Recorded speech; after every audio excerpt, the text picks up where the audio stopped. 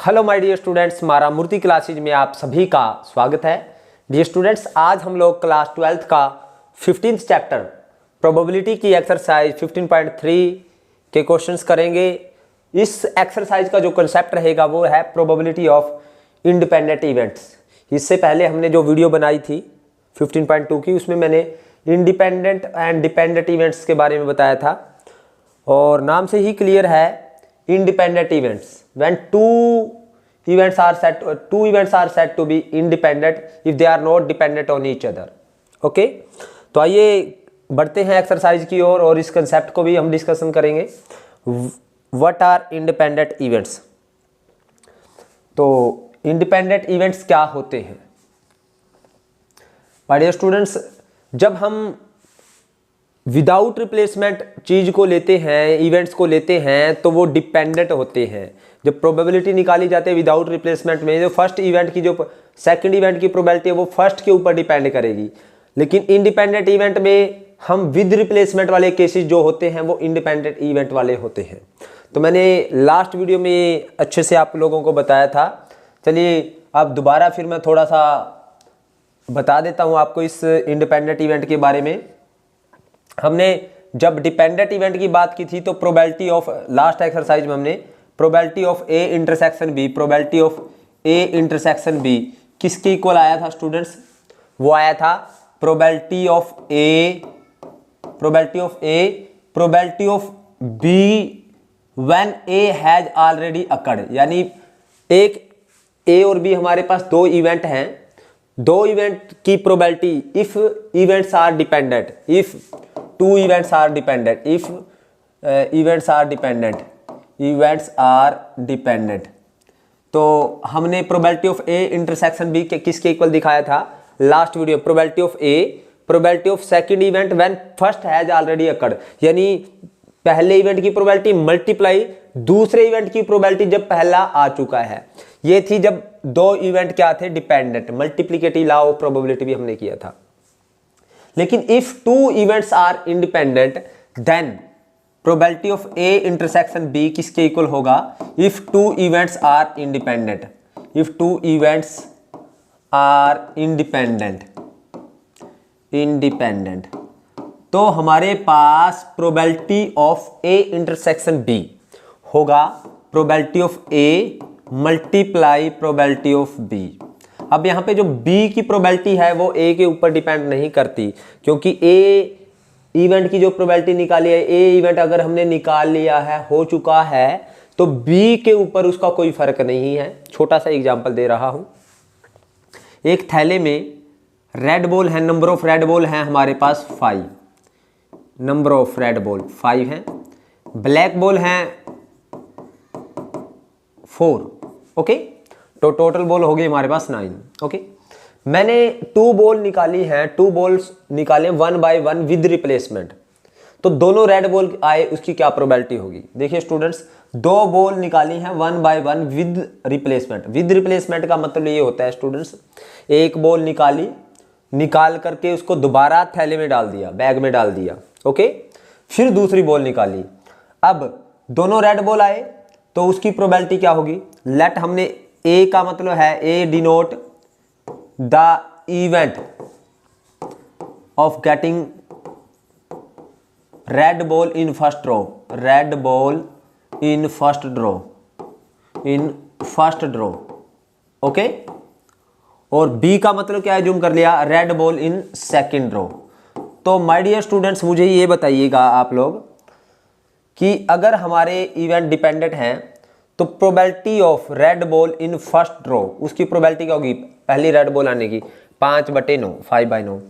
अब दूसरे ड्रॉ में रेड बॉल आने की प्रोबेबिलिटी कितनी रहेगी? अब क्योंकि विद रिप्लेसमेंट निकाला है स्टूडेंट्स मैंने, यानी विद रिप्लेसमेंट में एक बॉल निकाली, निकाल के दोबारा उसी में रख दिया, तो दोबारा रेड बॉल हमारे पास कितनी रहेगी? 5 रहेगी, और टोटल भी हमारे पास कितनी है? 9। तो यानी जो दोबारा रेड बॉल निकाली है उसके ऊपर पहली रेड बॉल निकालने का कोई फर्क नहीं पड़ा, कोई प्रभाव नहीं पड़ा, इफेक्ट नहीं पड़ा। इट मीन्स जो बी की प्रोबेबिलिटी है, B is independent, B is also independent, B is not depend on A, यानी ए की प्रोबेबिलिटी के ऊपर बी डिपेंड नहीं करती, बी की प्रोबेबिलिटी ए की प्रोबेबिलिटी के ऊपर डिपेंड नहीं करती। तो दोनों की प्रोबेबिलिटी फिर क्या आएगी students, probability of A and B, दोनों रेड बॉल आए, यानी पहली भी रेड बॉल, ए का मतलब बी का मतलब दूसरी भी रेड बॉल, एंड का मतलब इंटरसेक्शन, यानी इंटरसेक्शन मीन्स मल्टीप्लाई। ओके, तो probability of A multiply probability of B, यानी जब दो इवेंट इंडिपेंडेंट होते हैं, suppose A and B are two event, अगर ए और बी हमारे पास दो इवेंट है और वो क्या है, इंडिपेंडेंट है, तो हमने सिर्फ इतनी सी बात याद रखनी है, अगर ए और बी इंडिपेंडेंट है तो probability of A intersection B किसके इक्वल होगी, probability of A multiply probability of B. अगर ये डिपेंडेंट होते स्टूडेंट्स, मान लीजिएगा अगर उसने विदाउट रिप्लेसमेंट ये दोनों बॉल निकाली होती 1 by 1 विदाउट रिप्लेसमेंट, तो विदाउट रिप्लेसमेंट का मतलब क्या है my dear students, without replacement का मतलब ये है कि पहले एक बॉल निकाल करके उसको साइड में रख दिया, दोबारा बैग में नहीं डाली। अगर उसको दोबारा बैग में नहीं डाला तो पहली बॉल की प्रोबेबिलिटी तो 5/9 होगी रेड बॉल की, दूसरी रेड बॉल आने की प्रोबेबिलिटी फिर क्या हो जाएगी स्टूडेंट्स, एक रेड बॉल निकाल करके साइड में रख दी तो रेड बॉल हमारे पास रह गई 4 और टोटल बॉल रह गई 8, तो दूसरी रेड बॉल की प्रोबेबिलिटी हो जाएगी 4/8, यानी दूसरी रेड बॉल की प्रोबेबिलिटी जो है बी की प्रोबेबिलिटी, जब ए निकल चुका है फिर हम इस तरह से लिखेंगे, जब ए निकल चुका है तो उस टाइम 4/8 होगी, यानी बी की प्रोबेबिलिटी ए के ऊपर डिपेंड कर गई, तो ये होते हैं डिपेंडेंट इवेंट। लेकिन when two events are independent तो probability of A intersection B किसके इक्वल होगी, probability of A multiply probability of B. तो आपने ये चीज़ ध्यान रखनी है, सिर्फ इतना ध्यान रखना है इस एक्सरसाइज के लिए। तो आइए चलते हैं एक्सरसाइज के फर्स्ट क्वेश्चन की ओर। तो फर्स्ट क्वेश्चन क्या है स्टूडेंट्स, आप देख सकते हो आपकी स्क्रीन पर, ये है हमारे पास फर्स्ट क्वेश्चन। उसने कहा है if A and B are two events such that probability of A is equal to 1/4, probability of B is equal to 1/3 and probability of A union B, आप देख सकते हो ये रहा probability of A union B, वो 1/2 है। उसने कहा है show that A and B are independent, और अभी मैंने आपको बताया है दो इवेंट इंडिपेंडेंट कब होते हैं, जब उनकी कॉमन प्रोबेबिलिटी यानी प्रोबेबिलिटी ए इंटरसेक्शन बी क्या हो, probability A multiply probability B. तो अगर मुझे दोनों इवेंट को इंडिपेंडेंट दिखाना है ए और बी को, तो probability of A intersection B को किसके इक्वल दिखाऊंगा, probability A multiply probability B.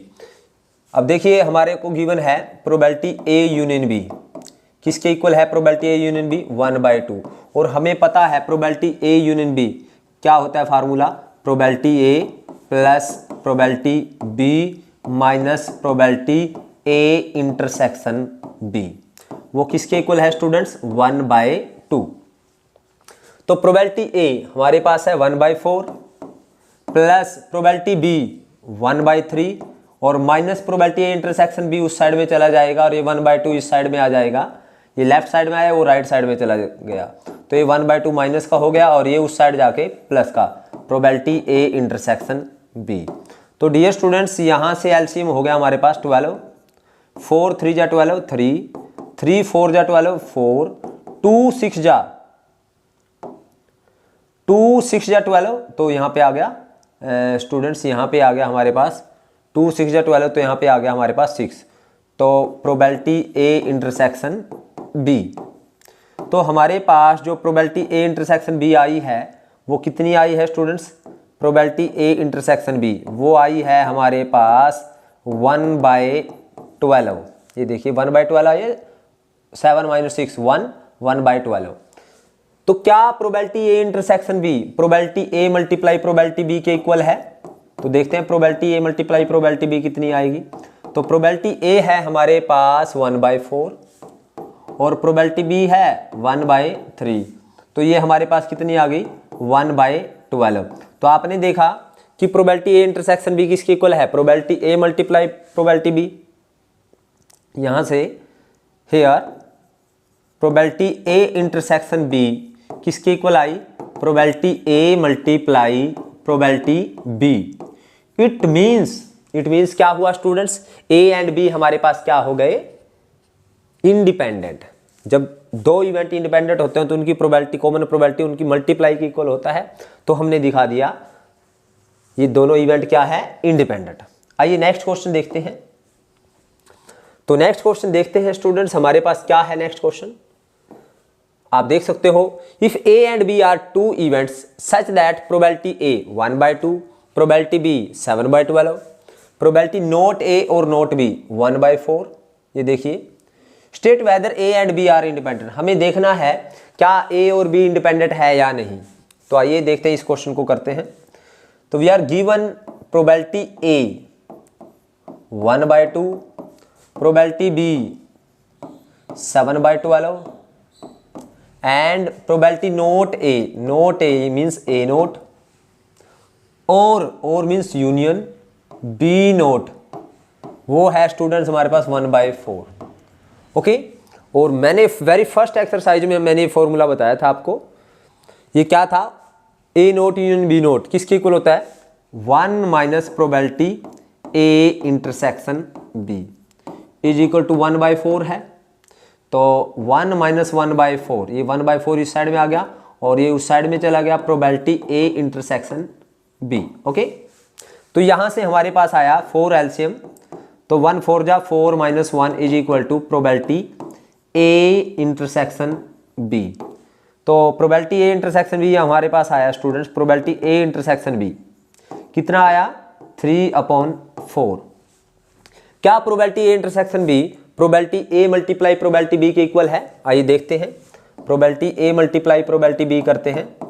ये आया स्टूडेंट्स हमारे पास 1/2 मल्टीप्लाई 7/12, इट इज 7/24। तो ये दोनों इक्वल नहीं है। So here A and B are not independent. So A and B are not independent. ये इंडिपेंडेंट इवेंट नहीं रही, इंडिपेंडेंट इवेंट्स। ओके, आइए नेक्स्ट क्वेश्चन देखते हैं। नेक्स्ट है हमारे पास, आप देख सकते हो, a die is thrown if A is the event the number appearing is a multiple of 3 and F is the event number appearing is even. जब एक डाई को फेंका जाता है स्टूडेंट्स, तो टोटल आउटकम हमारे पास कितने होते हैं, 6। ओके, तो ई का मतलब उसने कहा है नंबर मल्टीपल ऑफ 3, यानी व्हेन अ डाई, सबसे पहले आप लिखेंगे when a die throne,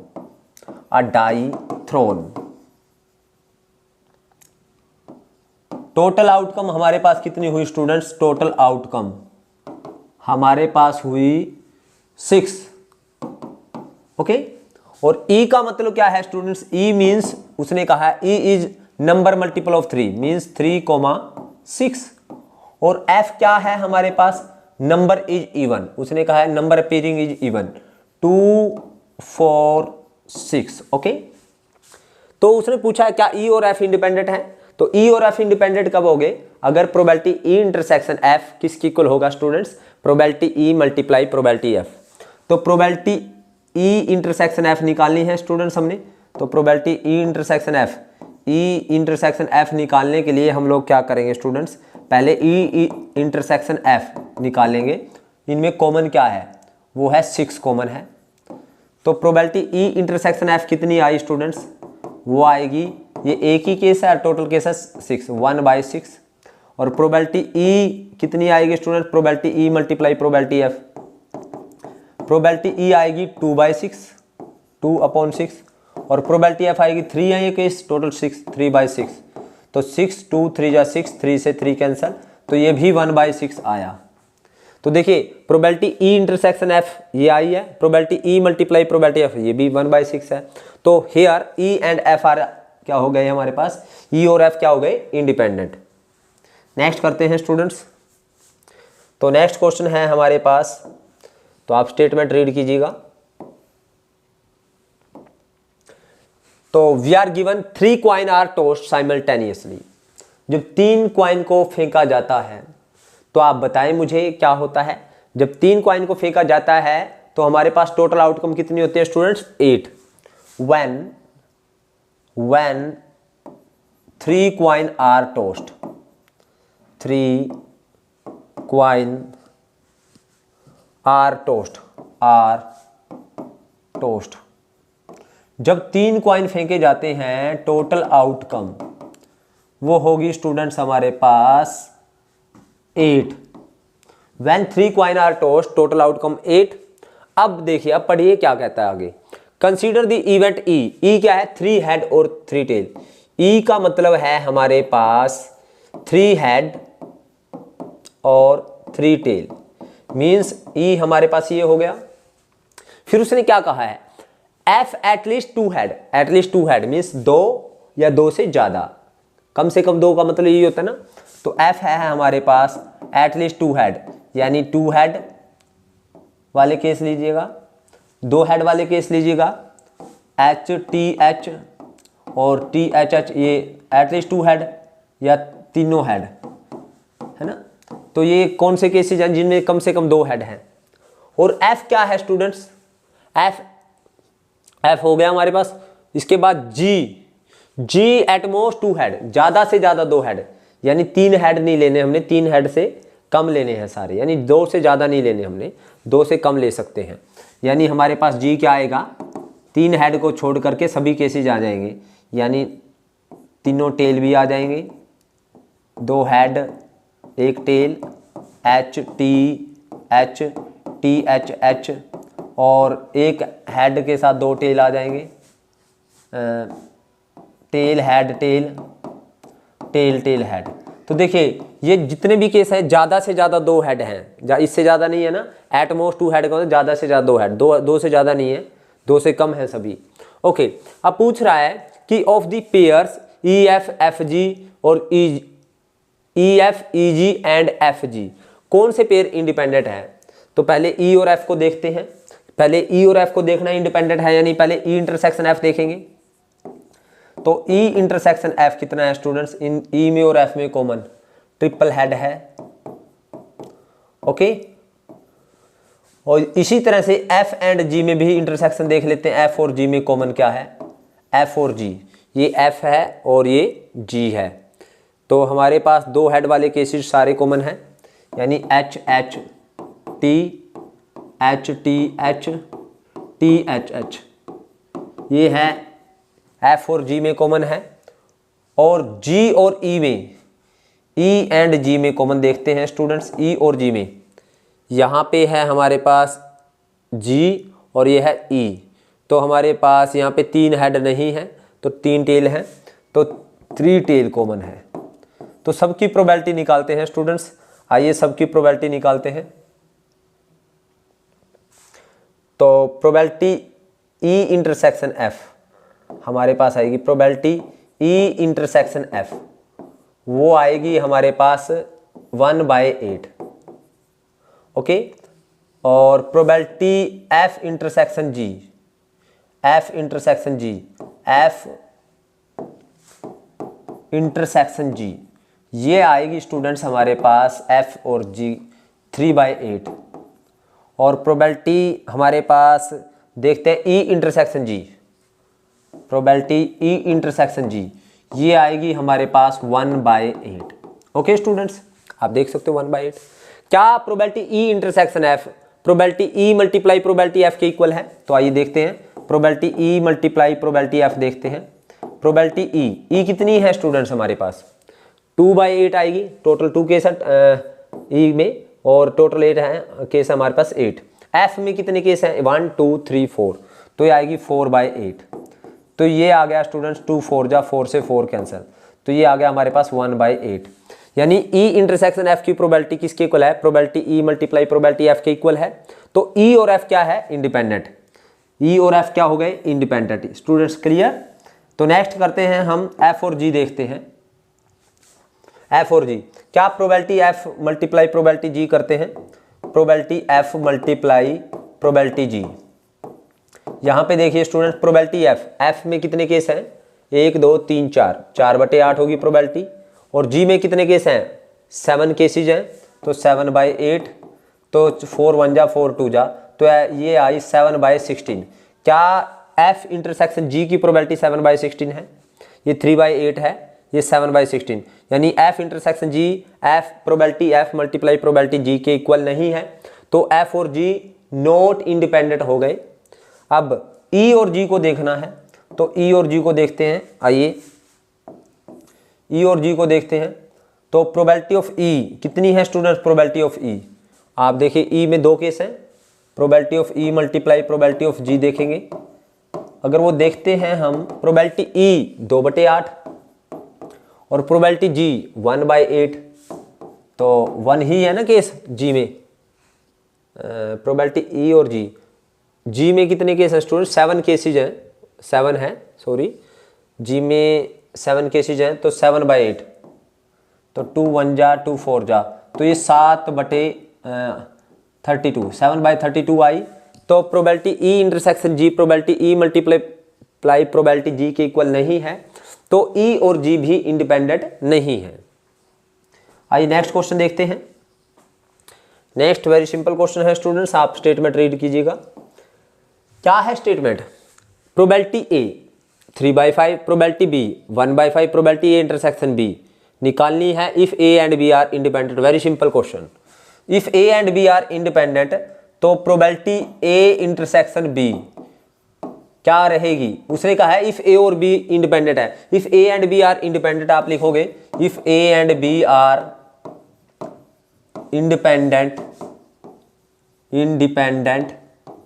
then probability A intersection B किसके इक्वल होगी? Probability A multiply probability B. तो हमारे पास probability A, what is probability A? 3/5। What is probability B? Probability B is 1/5। तो माय डियर स्टूडेंट्स, यहां से देख लीजिएगा, ये आई हमारे पास 3/25। It is very simple question, it was very simple question.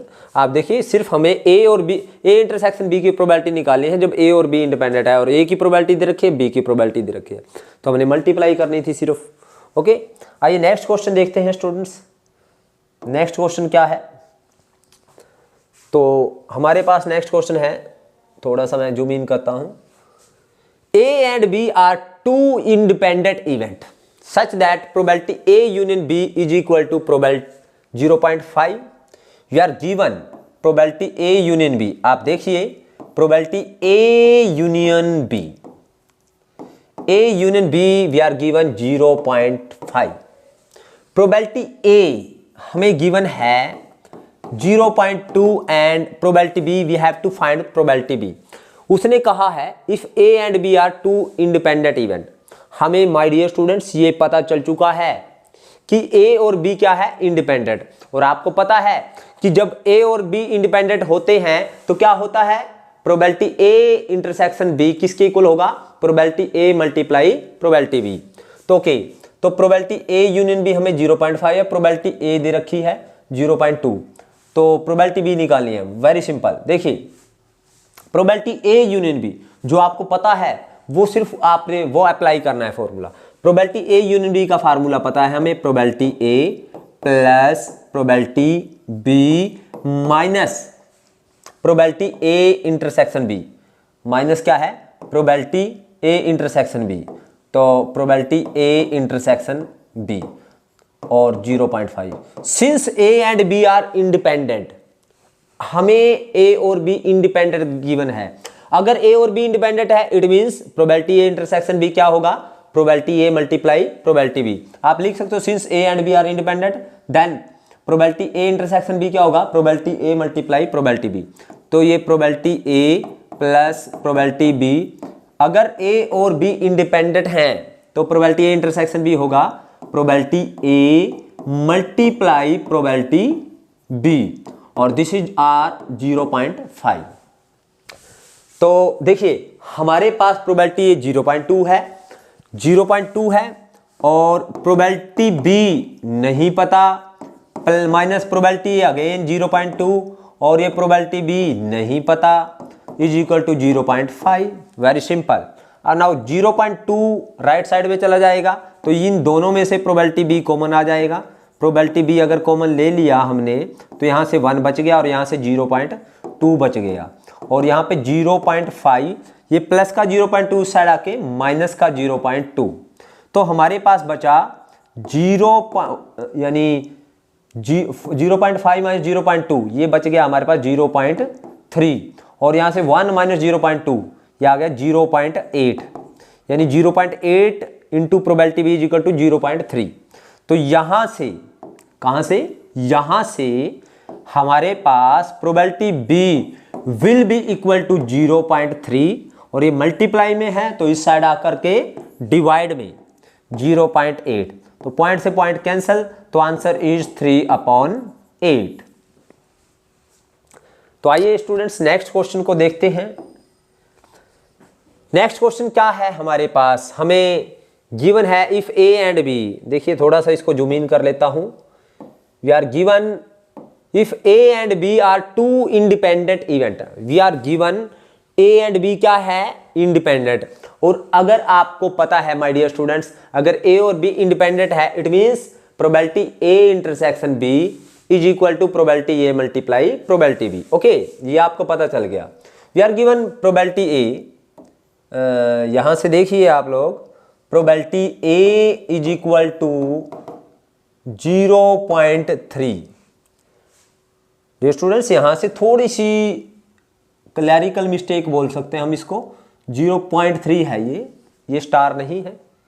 और probability B, we are given probability B 0.4, then we have to find probability A intersection B if A and B are independent, if A and B are independent, then number one probability A intersection B किसके equal होगा, probability A multiply probability B, यानी we are given probability A 0.3, probability B 0.4, तो it is 0.12। Okay, probability A union B, we have the formula for the same, probability A union B, we are given probability A union B, what it will be, it will be probability A plus probability B minus probability A intersection B. उम्मीद कि आप लोगों को समझ आ रहा है, इसी उम्मीद पर मैं आगे बढ़ रहा हूं। 0.3 plus 0.4 minus probability A intersection भी हमें पता चल चुका है 0.12, तो ये कितना आ गया 0.7 माइनस 0.12, 0.7 माइनस 0.12, इसको माइनस करेंगे स्टूडेंट्स, ये 8 और ये 6 माइनस 1 5, यानी ये आ जाएगा 0.58। Next we have to find probability A by B. Students आपने कंडीशनल प्रोबेबिलिटी से सीखा है प्रोबेबिलिटी ए बाय बी निकालना।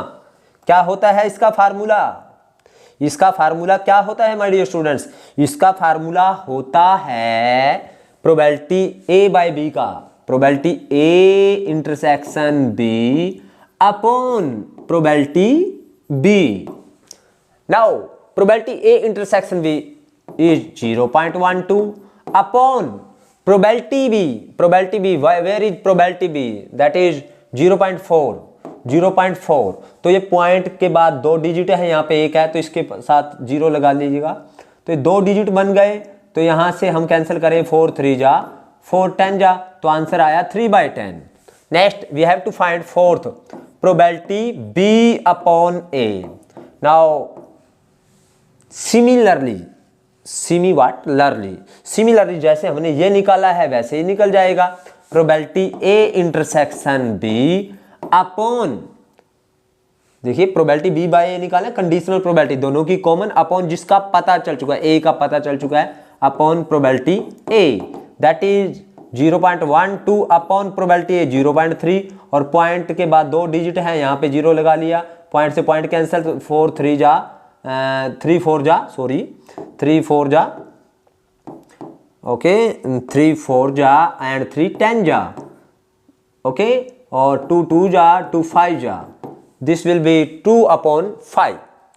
Now the next question is, next question आपकी स्क्रीन पर है स्टूडेंट्स, आप देख सकते हो हमारे पास क्या है। Next question, for 2 events A and B given that probability A 0.4, probability B P, probability A union B ये गिवन है, find P so that A and B are independent. हमें P की वैल्यू निकालनी है जब कब, जब हमारे पास A और B क्या हो, इंडिपेंडेंट। तो आइए पहले फर्स्ट पार्ट करते हैं। फर्स्ट पार्ट करते हैं हम लोग, ये रहा first part. We are given probability A, we are given 0.4, probability B we are given small p and probability A union B, probability A union B we are given 0.6। Okay, number 1 उसने कहा है if A and B are independent, तो हमें निकालना क्या है, P की value निकालनी है। If A and B are independent, तो आपको स्टूडेंट्स पता है जब A और B इंडिपेंडेंट होते हैं तो हमारे पास क्या होगा, इंडिपेंडेंट हैं तो हमारे पास क्या होगा, प्रोबेबिलिटी A इंटरसेक्शन B क्या होगा, probability A multiply probability B। तो यानी प्रोबेबिलिटी A यूनियन B हमारे पास एक गिवन है, तो प्रोबेबिलिटी A यूनियन B का formula probability A plus probability B minus probability A intersection B, और ये किसके इक्वल है, 0.6 के इक्वल है स्टूडेंट्स। और आपको पता है कि जब A एंड B इंडिपेंडेंट होता है तो हमारे पास प्रोबेबिलिटी A इंटरसेक्शन B क्या होगा, वही होगा जो पहले बताया था। तो हमारे पास पहले हमने क्या बताया था, probability A as it is plus probability B as it is minus probability A intersection B, that will be probability A multiply probability B, that will be 0.6। Okay okay, probability A, what is probability A, 0.4 plus probability B P minus probability A 0.4, probability B P is equal to 0.6। ओके, तो यहां से कहां से, यहां से P common है, अंदर बच गया 1 माइनस 0.4 और यहां से 0.6, 0.4 प्लस का उस साइड आके माइनस का। ओके, नाउ 1 माइनस 0.4 0.6 और यहां से 0.6 माइनस 0.4 दैट इज 0.2, तो P आ गया हमारे पास 0.2 अपॉन 0.6, तो 2 1 जा 2 3 जा मीन्स 1 बाय हमारे पास क्या आ गया, 3। अब स्टूडेंट्स हमें निकालना है सेकंड, क्या निकालना है, if A and B are mutually exclusive, तब हमें P की वैल्यू निकालनी है। Number 2, if A and B are mutually exclusive, और माय डियर स्टूडेंट्स आपको पता है when two events are mutually exclusive, इसके बारे में आपको पता होगा, एक्सक्लूसिव जब दो इवेंट म्यूचुअली एक्सक्लूसिव हो तो प्रोबेबिलिटी A इंटरसेक्शन B किसके इक्वल होता है, 5 के, 5 मीन्स 0 के, यानी एक्सक्लूसिव मीन्स म्यूचुअली एक्सक्लूसिव में कुछ भी कॉमन नहीं, मीन्स उनकी कॉमन प्रोबेबिलिटी 0, तो then probability A union B किसके इक्वल होगा, probability A plus probability B minus probability A intersection B, तो 0 हो गई हमारे पास। तो प्रोबेबिलिटी A यूनियन B हमें गिवन है 0.6, प्रोबेबिलिटी A हमें गिवन है 0.4 प्लस प्रोबेबिलिटी B P है हमारे पास, तो P की वैल्यू आ गई हमारे पास 0.6 माइनस 0.4, तो P इज इक्वल टू 0.2। तो डियर स्टूडेंट्स ये सारी चीजें मैंने आपको पहले बताई है, वेरी फर्स्ट एक्सरसाइज थी हमारी, तो आप पहली एक्सरसाइज को देख सकते हो प्लेलिस्ट से। तो नेक्स्ट स्टूडेंट्स क्वेश्चन है, A and B are two independent events. The probability that both A and B occur is 1/6 and the probability that neither of them occur is, दोनों में से कोई भी नहीं होगा उसकी probability 1/3। Find the probability of occurrence of A, A के occurrence की निकालनी है, A के होने की प्रोबेबिलिटी निकालनी है। तो हमें गिवन क्या है स्टूडेंट्स, A और B टू इंडिपेंडेंट इवेंट है, हमें एक चीज पता चल चुकी है, वो इंडिपेंडेंट है, यानी probability of A intersection B किसके इक्वल है, probability A multiply probability B। तो दोनों के होने की दे रखी है, probability of A and B, दोनों के होने की कितनी है 1/6, और दोनों के न होने की ना तो A होगा एंड न ही बी होगा, उसकी प्रोबेबिलिटी है हमारे पास 1/3। तो हमें ए के होने की प्रोबेबिलिटी निकालनी है, ना तो हमें ए के होने की पता है ना ही बी के होने की। तो लेट हमने क्या एज्यूम कर लिया, प्रोबेबिलिटी ऑफ ए हमने एज्यूम कर लिया x and probability of B हमने एज्यूम कर लिया y। अब सिंस ए एंड बी क्या है हमारे पास, इंडिपेंडेंट इवेंट है, तो अगर ए और बी इंडिपेंडेंट है तो यहां से देखिए स्टूडेंट्स, अगर ए और बी इंडिपेंडेंट है तो प्रोबेबिलिटी ए इंटरसेक्शन बी किसके इक्वल होगा, probability A multiply probability B is equal to 1/6, यानी प्रोबेबिलिटी ए यानी x multiply y is equal to 1/6, यहां से ये मिला हमें। और probability A not and B not, अगर ए और बी इंडिपेंडेंट है तो A not and B not भी इंडिपेंडेंट होते हैं स्टूडेंट्स, ये आपको बता देता हूं, हो सकता है हमारे पास क्वेश्चन आए तो मैं इसको प्रूव भी करूंगा। तो यानी probability A not and B not की प्रोबेबिलिटी क्या होगी, probability A not intersection B not क्या होगा, probability A not multiply probability B not is equal to 1/3। तो probability A not means 1 minus probability A और probability B not means 1 minus probability B, तो हमारे पास ये 1/3 है। तो 1 minus probability A, 1 minus probability A हमारे पास है x और 1 माइनस प्रोबेबिलिटी बी ये y है, इज इक्वल टू 1/3। तो आइए स्टूडेंट्स इनको सोल्व करते हैं। तो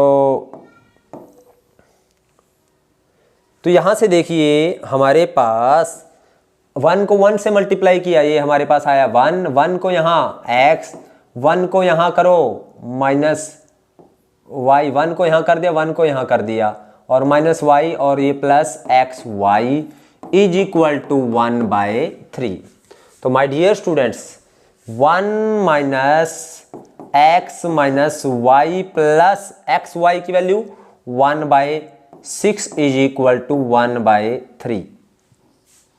तो यहां से ये माइनस का x और माइनस का y उस साइड जाके प्लस का हो जाएगा, तो 1 प्लस 1/6 माइनस 1/3 और ये x plus y right hand side में चले गए, ये हमारे पास आया, ये आ गया स्टूडेंट्स हमारे पास 6 एलसीएम हो गया हमारे पास, तो 6 प्लस 1 माइनस 3 2 जा 6 2, okay, is equal to x plus y. तो 6 7 माइनस 2 ये आ गया हमारे पास x प्लस वाई, हमारे पास आ गया 5/6, ओके, और एक्स वाई है हमारे पास 1/6। सो यहां से x इज इक्वल टू या y इज इक्वल टू या x इज इक्वल टू, तो x आ गया हमारे पास 5/6 माइनस वाई, 5/6 माइनस वाई आ गया, तो 5/6 माइनस वाई यहाँ पे रखें x वैल्यू, पुट इन 1, ये 1 है, तो 5/6 minus y into y times y is equal to 1/6, तो 5/6y minus y square is equal to 1/6। तो यहाँ से स्टूडेंट हम 6 एलसीएम ले लेते हैं, तो 5y minus 6y square is equal to 1/6, 6 से 6 कैंसल, तो ये आएगा हमारे पास डियर स्टूडेंट्स, तो यहाँ से 6y स्क्वायर उस साइड जाके प्लस का हो गया, ये माइनस का 5y और प्लस का 1 इस साइड में पड़ा इक्वल टू 0, ये सारे उस साइड में चले गए। तो 6 के ऐसे फैक्टर 6y स्क्वायर, 6 1 जा 6 माइनस का 6y और प्लस का 6 1 जा 6 और 6 3 2 जा 6, तो 3 2 जा 3 और 2 फैक्टर बनेंगे स्टूडेंट्स हमारे पास, 3 2 जा 6, 3 क्वाड्रेटिक इक्वेशन बनी, इसके फैक्टर बना रहे 3y माइनस का 2y प्लस 1 इक्वल टू 0। तो यहाँ से 3y कॉमन आ गया हमारे पास, यहाँ से 2y माइनस 1 और यहाँ से minus 1 common, 2y minus 1 equal to 0। तो डियर स्टूडेंट्स यहाँ से देखिए या तो 2y माइनस 1 इक्वल टू 0 है या 3y माइनस 1 इक्वल टू 0 है। तो हमारे पास यहाँ से y की वैल्यू आ गई 1 और यहाँ से y की वैल्यू आ गई 1/2 और यहाँ से y की वैल्यू आ गई 1/3। ये y की वैल्यू है, अगर x की वैल्यू निकालनी है तो x की वैल्यू क्या होगी, हमारे पास x किसके इक्वल था, देखिए स्टूडेंट्स आपको थोड़ा सा मैं जूम इन करके दिखा देता हूँ। देखिए हमारे पास y आ गया और y किसके इक्वल है, ये x किसके इक्वल आएगा हमारे पास 1/6y। ओके, यहाँ से निकाल सकते हो या यहाँ से भी निकाल सकते हो, आप देख सकते हो।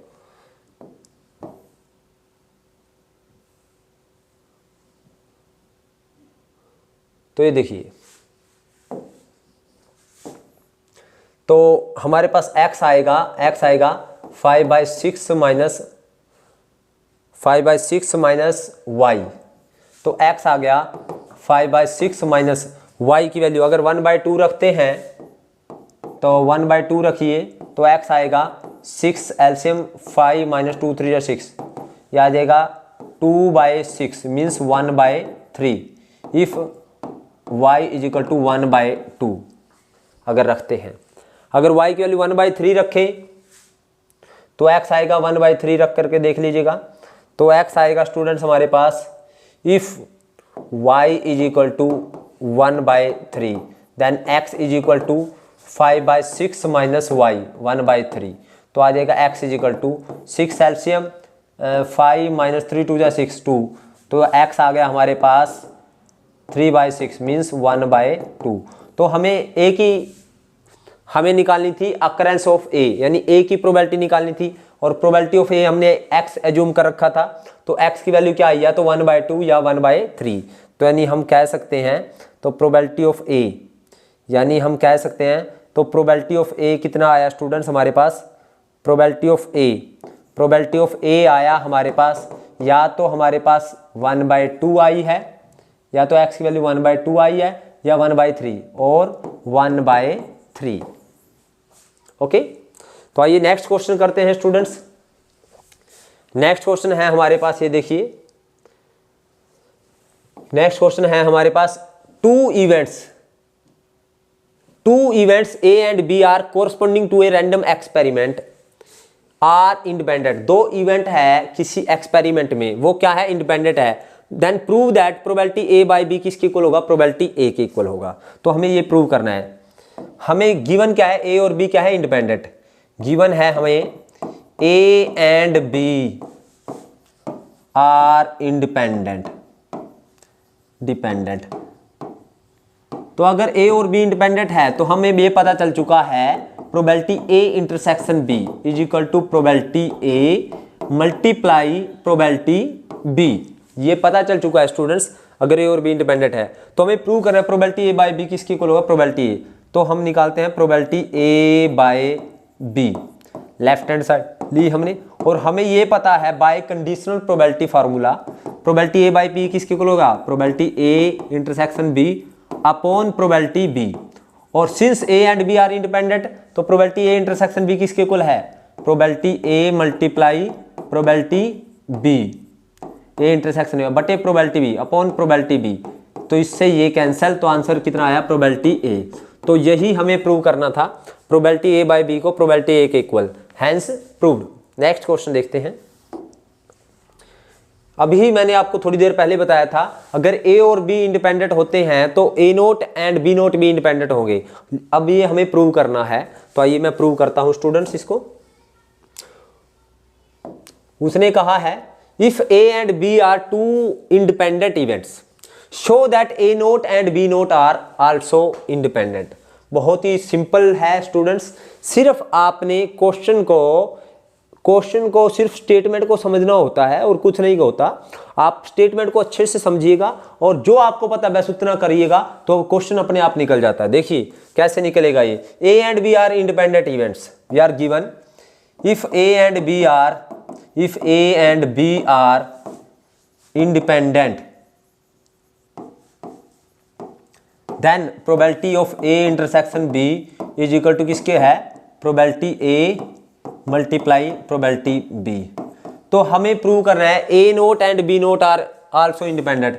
A0 एंड B0 कब इंडिपेंडेंट हो गए, जब probability of A0 intersection B0 निकालेंगे, ठीक है। अगर वो ये वाली प्रोबेबिलिटी A0 इंटरसेक्शन B0 जो है probability A0 multiply probability B0 के इक्वल आ गई तो A0 एंड B0 क्या हो जाएगा, इंडिपेंडेंट। तो आइए निकालते हैं।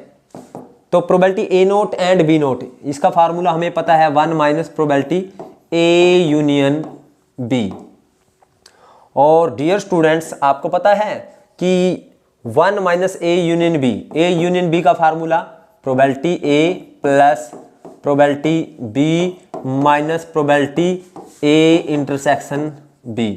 और माय डियर स्टूडेंट्स, आपको पता है ए एंड बी क्या है, इस टाइम इंडिपेंडेंट है।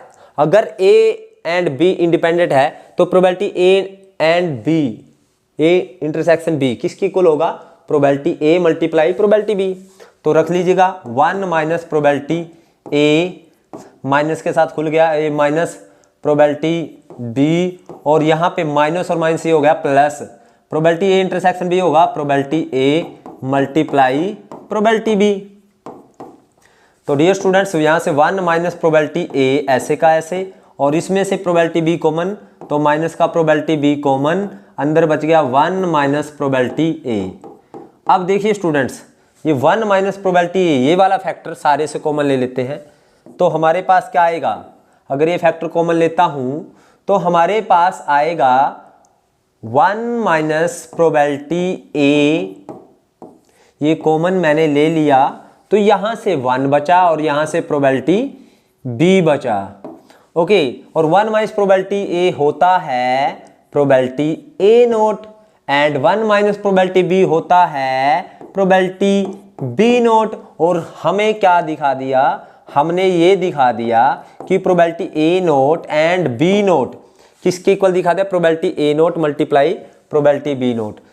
तो जब ए और बी इंडिपेंडेंट था तो प्रोबेबिलिटी ए इंटरसेक्शन बी किसके इक्वल था, probability A multiply probability B, यानी probability A multiply probability B किसके इक्वल था, प्रोबेबिलिटी ए इंटरसेक्शन बी।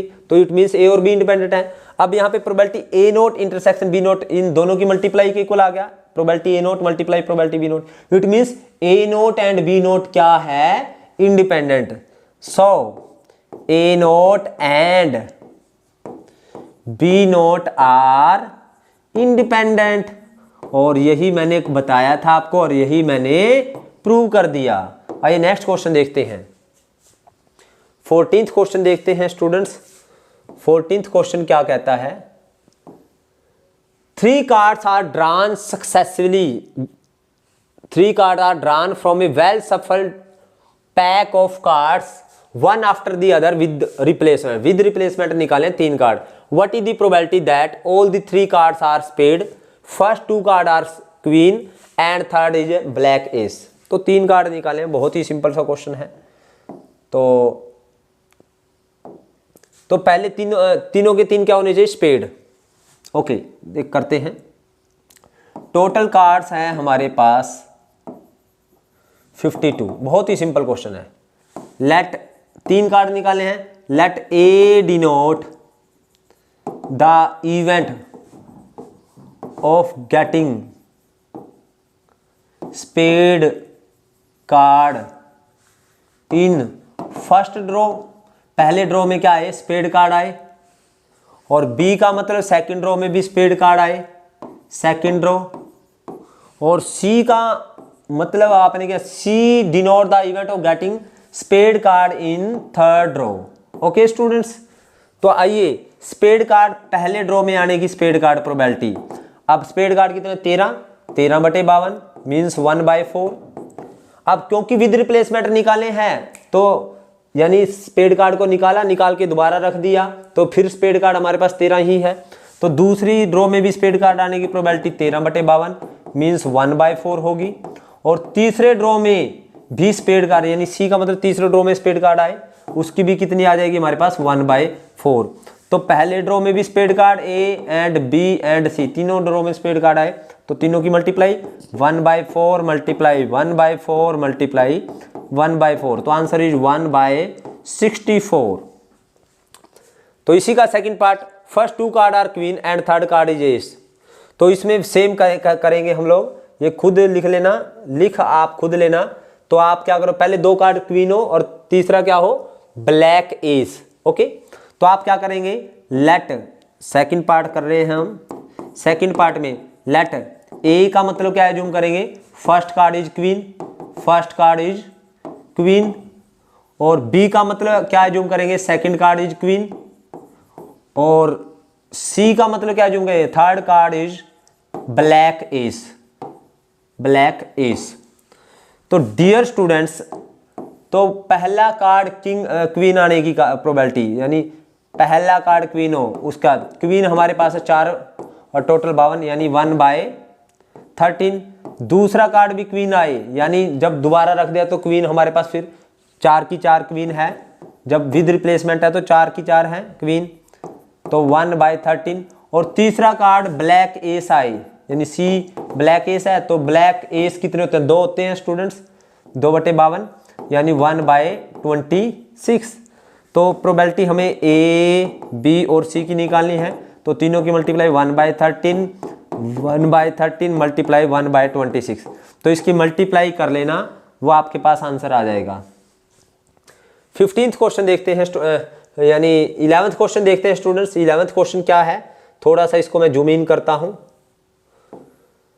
उसने कहा है a card is drawn from a well shuffled pack of 52 card. एक card निकाला जाता है और आउटकम नोट की जाती है, द कार्ड इज रिप्लेस्ड, और कार्ड को दोबारा उन्हीं का उसमें डेक में रख दिया जाता है, पैक में रख दिया जाता है, दोबारा से उसी में रख दिया जाता है आउटकम नोट करके।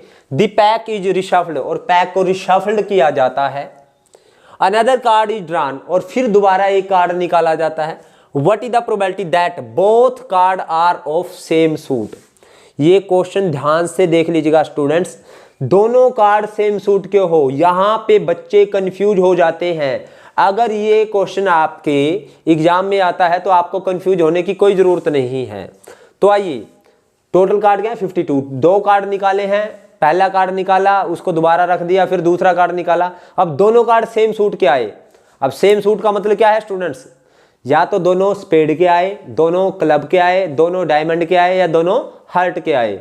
सेम सूट का मतलब ये होता है। ओके, तो चलते हैं स्टूडेंट, क्वेश्चन को सोल्व करते हैं। तो टोटल कार्ड्स हैं हमारे पास 52।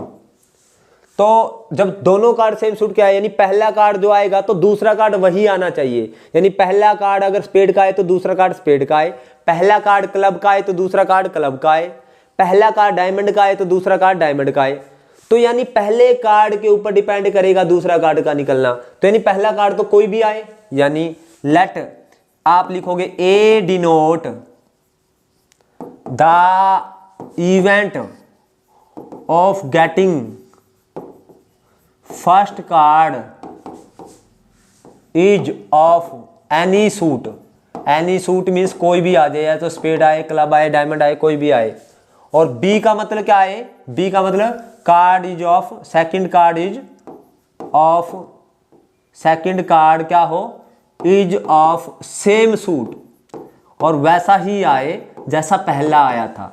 तो पहला कार्ड की प्रोबेबिलिटी, यानी ए की प्रोबेबिलिटी, यानी पहला तो 52 में से कोई भी आ जाए, यानी पहले के कार्ड 52 में से 52 में से कोई भी आ जाए, यानी पहला कार्ड तो 52, यानी फेवरेबल आउटकम भी 52 है, 52 है, और टोटल आउटकम भी 52, यानी कोई भी आ सकता है पहला कार्ड, तो है ना। तो 52/52 मीन्स 1 आ गई पहले कार्ड की प्रोबेबिलिटी, कोई भी आ सकता है। लेकिन जो दूसरा कार्ड की प्रोबेबिलिटी है, अब जो पहला कार्ड आया है, या तो वो स्पेड का है, या वो क्लब का है, या वो डायमंड का है, या वो हार्ट का है, यानी कोई भी, या तो एक ही है ना वो, है ना। अगर वो स्पेड का है तो स्पेड का दूसरा कार्ड स्पेड का निकालना है हमें। अगर वो क्लब का है तो दूसरा कार्ड हमारा क्लब का होना चाहिए, सेम सूट का होना चाहिए ना। यानी एक ही है ना वो, या तो स्पेड का, या क्लब का, या हार्ट का, या डायमंड का है, तो दूसरा कार्ड उसी का होना चाहिए। यानी अगर वो स्पेड का है तो दूसरा कार्ड स्पेड के कितने कार्ड होते हैं? 13। तो दूसरे कार्ड की प्रोबेबिलिटी कितनी हो जाएगी हमारे पास? 13/52, 1/4। तो पहला कार्ड, यानी दोनों सेम सूट के आने की प्रोबेबिलिटी क्या आई? ए का मतलब जो भी कार्ड आया तो दूसरा कार्ड उसी जैसा होना चाहिए, ए बी, यानी प्रोबेबिलिटी ऑफ ए बी क्या आएगी? Probability of A multiply probability of B. तो probability of A 1 multi probability of B 1/4, तो आंसर इज 1/4। अब उसने दूसरा क्या पूछा है स्टूडेंट्स? तो दूसरा उसने पूछा है both the card are king, दोनों कार्ड किंग के हो। तो स्टूडेंट्स ये तो बड़ा ही सिंपल क्वेश्चन है, दोनों कार्ड किंग के हो। तो दोनों कार्ड किंग का मतलब क्या है? आप लिखेंगे सेकंड में, लेट ए का मतलब first card is of king, और बी का मतलब second card, first card is king और बी का मतलब सेकंड भी क्या हो, किंग हो। तो स्टूडेंट्स आपके पास प्रोबेबिलिटी, पहला कार्ड किंग का आने की प्रोबेबिलिटी 4/52 1/13, और दूसरा भी किंग आए वो भी 4/52 1/4/52 1/13। ओके स्टूडेंट्स, क्योंकि विद रिप्लेसमेंट है तो दोनों कार्ड की प्रोबेबिलिटी सेम रहेगी। तो दोनों कार्ड किंग क्या, यानी पहला ए आए और दूसरा बी आए, यानी दोनों की मल्टीप्लाई 1/13 मल्टीप्लाई 1/13, ये आ गया 1/169। तो आइए थर्ड पार्ट देखते हैं। थर्ड पार्ट उसने कहा the first card is spade and the second card is red queen. पहला कार्ड स्पेड हो, दूसरा रेड क्वीन। अब स्टूडेंट्स थर्ड पार्ट में हमने क्या कहा है, पहला कार्ड स्पेड, लेट ए का मतलब क्या है, जूम करें, let A denote the event first card is spade, first card is spade. Okay, और बी का मतलब क्या है, जूम करेंगे, B denote the event second card is, second card कौन सा होना चाहिए, रेड क्वीन, शायद रेड क्वीन है, देखते हैं, हाँ रेड क्वीन है students, second card is red queen, तो रेड क्वीन। ओके, तो पहला कार्ड किसका होना चाहिए, स्पेड, स्पेड की प्रोबेबिलिटी 13/52 1/4, और रेड क्वीन की प्रोबेबिलिटी, बी की प्रोबेबिलिटी, तो दो होते हैं रेड क्वीन, टोटल 52, तो 1/26। तो पहला ए आए दूसरा बी आए, मीन्स 1/4 मल्टीप्लाई 1/26, यह आ गया 104, 1/104। तो नेक्स्ट क्वेश्चन करते हैं स्टूडेंट्स। 12th क्वेश्चन देखिए, 12th क्वेश्चन क्या कहा है उसने, in 2 successive throw of a pair of dice the probability of getting a total of 8 in each time. ध्यान से सुनिए, 2 डाई को in 2 successive throw of pair of die, 2 pair of means 2 die को 2 बार फेंका जाता है और दोनों बार टोटल ऑफ 8 आए, इसकी क्या प्रोबेबिलिटी होगी। पहले 2 डाई को एक बार फेंकते हैं, when 2 dice are thrown, total outcome ये आ गई हमारे पास 36। जब 2 डाई को फेंका जाता है टोटल आउटकम कितने होते हैं, 36। लेट ए का मतलब क्या है, जूम कर ले, let A denote the total of 8, total of 8, total of 8 का मतलब यानी दोनों डाई पर टोटल 8 आएगा, उसकी ये हमने इवेंट एज्यूम कर लिया। तो टोटल ऑफ 8 कैसे आ सकता है, पहली पर 2 आ जाए, दूसरी पर 6, पहली पर 3 दूसरी पर 5, पहली पर 4 दूसरी पर 4, पहली पर 5 दूसरी पर 3 और पहली पर 6 दूसरी पर 2, 6 2। ओके, तो प्रोबेबिलिटी ऑफ पहली बार टोटल ऑफ 8 आए उसकी प्रोबेबिलिटी 1 2 3 4 5, 5/8, तो 5/8 होगी टोटल ऑफ 8 आने, 5/36 सॉरी 5/36। ओके, जब एक पेयर ऑफ डाइस को एक बार फेंका तो टोटल ऑफ 8 आने की प्रोबेबिलिटी कितनी है, 5/36। तो 2 बार फेंका है तो दोनों बार टोटल ऑफ 8 आए, तो दोनों बार टोटल ऑफ 8 आए मीन्स पहली बार भी ए आए एंड दूसरी बार भी ए आए, तो यानी 5/36 मल्टीप्लाई 5/36। आप देख लेना स्टूडेंट्स कितना बनेगा, ठीक है, 25/1296 बनेगा। ओके, तो ना ये नेक्स्ट क्वेश्चन करते हैं, 17th क्वेश्चन। बहुत ही सिंपल सा क्वेश्चन है। उसने ये कहा है A can solve 90% of the problem in the book and B can solve 70% of the problem, what is the probability that at least one of them will solve the problem selected at random from the book. उसने कहा है जो ए और B 2 person है, ए कितने percent solve कर लेता है प्रॉब्लम को, 70%। लेट आप एज्यूम कर ले, late E denote the event that problem is solved by A। E का मतलब क्या है, प्रॉब्लम A के द्वारा सोल्व हुई है, और F का मतलब प्रॉब्लम किसके द्वारा सोल्व हुई है, B के द्वारा। तो प्रॉब्लम A के द्वारा सोल्व होने की प्रोबेबिलिटी 90%, 90/100। बी के द्वारा सोल्व होने की प्रोबेबिलिटी, यानी बी के द्वारा सोल्व होने को हमने एफ बोला है 70%, 70/100, 70/100। तो ए के द्वारा न होने की कितनी बच गई, 1 माइनस करेंगे, और 1 माइनस करेंगे तो 90% सोल्व होने की, न होने की 10% होगी, 10/100। और एफ के द्वारा यानी बी के द्वारा न होने की प्रॉब्लम सोल्व न होने की प्रोबेबिलिटी ये हो गई 30/100, है ना। अगर दोनों प्रॉब्लम को सोल्व करने की कोशिश करें तो रैंडमली प्रॉब्लम लेते हैं बुक में से, तो प्रॉब्लम सोल्व होने की प्रोबेबिलिटी निकालनी है, यानी at least one of them will solve the problem. At least one of them का मतलब या तो ए कर दे बी ना करे, या बी कर दे ए ना करे, या दोनों कर दे, कम से कम एक प्रॉब्लम को सोल्व करेगा। यानी हमें निकालना है प्रोबेबिलिटी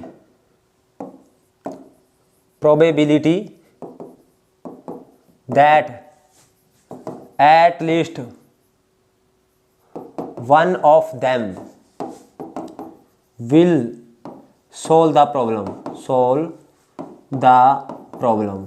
ओके, अब इसका मतलब ये हुआ स्टूडेंट्स, हमें ये निकालना है, यानी प्रोबेबिलिटी ए कर दे, यानी ए कर दे बी ना करे, ए कर दे ए प्रॉब्लम को सोल्व कर दे, मीन्स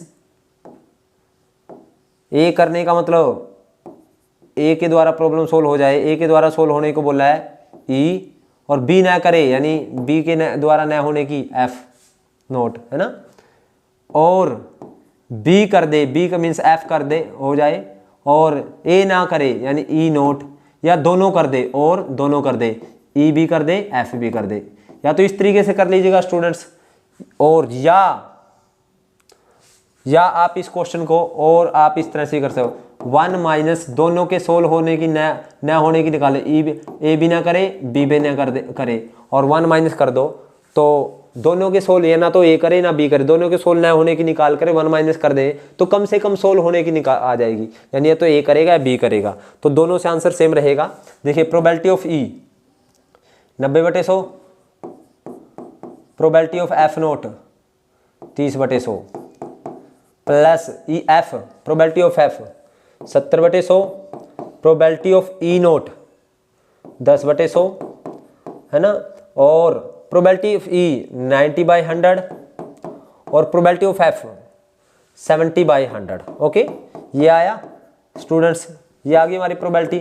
तो आ गया 100 × 100 एलसीएम हो गया, तो हमारे पास 2700, ये हो गया 2700, प्लस ये 700, और ये आया 6300, तो ये आ गया स्टूडेंट्स हमारे पास 9700 अपॉन ये आ गया जी, तो 0.97 आ गई स्टूडेंट्स, या 97%।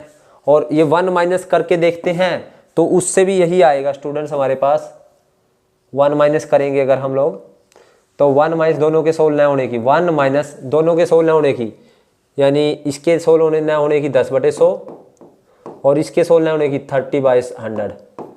तो स्टूडेंट्स ये आएगा 1 माइनस 0 से कैंसिल, 0 कैंसिल, 0 से 0, तो 0.03, तो आया 0.97। तो ये भी वही है स्टूडेंट्स, यानी एटलीस्ट वाली प्रोबेबिलिटी निकाले तो दोनों के न होने की निकाल के 1 माइनस कर दो एटलीस्ट। तो मेरे हिसाब से ये क्वेश्चन इस तरीके से किया जाए तो बढ़िया रहेगा। आइए स्टूडेंट नेक्स्ट क्वेश्चन करते हैं। 14th क्या है स्टूडेंट्स, उसने कहा find the chance of throwing a 5 और 6 at least 1 in 4 throw of a single die. एक सिंगल डाई को 4 बार फेंका तो 5 या 6 के कम से कम एक बार आने की प्रोबेबिलिटी निकालनी है।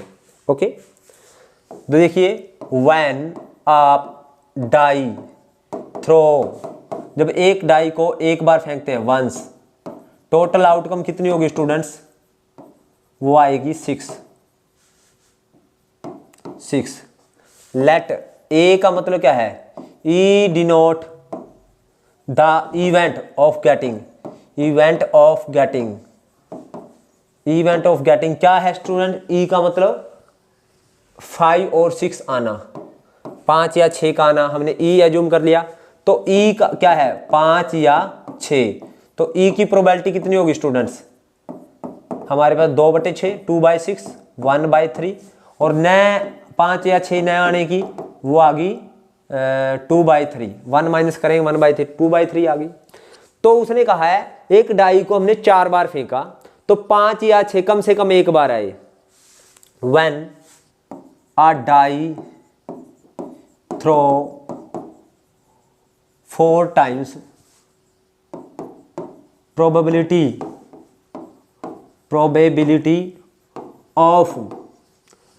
of getting 5 or 6 at least once, 5 या 6 के कम से कम एक बार आने की प्रोबेबिलिटी क्या होगी माय डियर स्टूडेंट्स? देखिए 5 या 6 के कम से कम एक बार, अब कम से कम वो आ गई तो यानी 5 या 6 4 बार फेंका ना तो चारों में एक बार भी ना आए 5 या 6, यानी पहली बार भी ना आए, दूसरी बार भी ना आए, तीसरी बार भी ना आए, चौथी बार भी ना आए, ये निकाल करके और 1 माइनस कर दो तो कम से कम आने की बच जाएगी।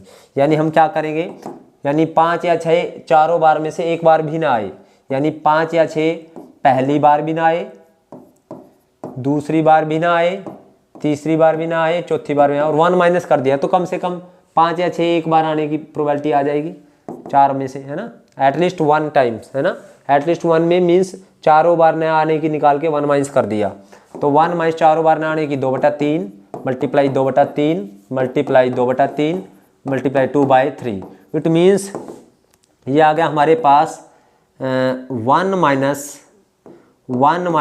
2 2 4 2 8 2 16 बाय 9 3 27 81, तो आ जाएगा स्टूडेंट 81 एलसीएम, तो 81 minus 16 it is 65 by 81। Next question देखते हैं students, last question of the exercise is, बहुत ही सिंपल सा क्वेश्चन है। बोलता है Ramesh appear for an interview for the 2 post A and B. Ramesh interview के लिए अपीयर होता है 2 पोस्टों के, एक ए पोस्ट के लिए और एक बी पोस्ट के लिए। विच सिलेक्शन इज इंडिपेंडेंट, जिसकी जो सिलेक्शन है वो इंडिपेंडेंट है। The probability of his selection for the post A post के लिए सिलेक्ट होने की प्रोबेबिलिटी 1/6 और बी पोस्ट के लिए 1/7 है। Find the probability the that he selected for at least one of the 2 post, कम से कम एक पोस्ट के लिए सिलेक्ट होगा। सेम क्वेश्चन है स्टूडेंट्स, हम क्या एज्यूम करेंगे, let E denote the event that Ramesh will select for post A, for post A के लिए सिलेक्ट होगा रमेश, और F का मतलब क्या है, पोस्ट B के लिए सिलेक्ट होगा रमेश। ओके, तो पोस्ट A के लिए सिलेक्ट होने की प्रोबेबिलिटी दे रखी है स्टूडेंट्स, उसने A के लिए सिलेक्ट होगा, उसने प्रोबेबिलिटी दे रखी है 1/6, और B के लिए सिलेक्ट होने की दे रखी है, यानी F दे रखी है, B के लिए सिलेक्ट होने को हमने F माना है, B पोस्ट के लिए वो है 1/7। तो A के लिए न होने की प्रोबेबिलिटी होगी 5/6, 1 माइनस करेंगे, और B के लिए न होने की प्रोबेबिलिटी होगी 6/7। Okay, if he find the probability that he is selected for at least one of the 2 post, probability that he is selected at least one of the 2 post, one of the 2 post, one of the 2 post क्या होगी students, दोनों में से कम एक के लिए select होने की, तो दोनों में सिलेक्ट न होने की निकाल के 1 माइनस कर दीजिएगा, यानी 1 माइनस पहली में भी सिलेक्ट ना होए और दूसरी में भी सिलेक्ट ना होए, उस 1 माइनस कर दें, तो 1 माइनस प्रोबेबिलिटी 5/6, ई में सिलेक्ट यानी ए पोस्ट के लिए न सिलेक्ट होने की 5/6 है, और बी पोस्ट के लिए 6/7, 6 से 6 कैंसिल, तो आंसर आया 1 माइनस 5/7, इट इज 2/7। तो ये था स्टूडेंट्स हमारे पास आज का लास्ट क्वेश्चन, और यही था आज के लिए, इतना ही स्टूडेंट्स। उम्मीद करता हूँ आप लोगों को ये वीडियो समझ आई है। अगर आप लोगों को ये वीडियो समझ आई है तो आप इस वीडियो को लाइक करिए, कमेंट करिए और ज़्यादा से ज़्यादा शेयर कीजिएगा। और जिन बच्चों ने अभी तक चैनल को सब्सक्राइब नहीं किया उनसे रिक्वेस्ट है कि चैनल को सब्सक्राइब कीजिएगा। Thank you very much.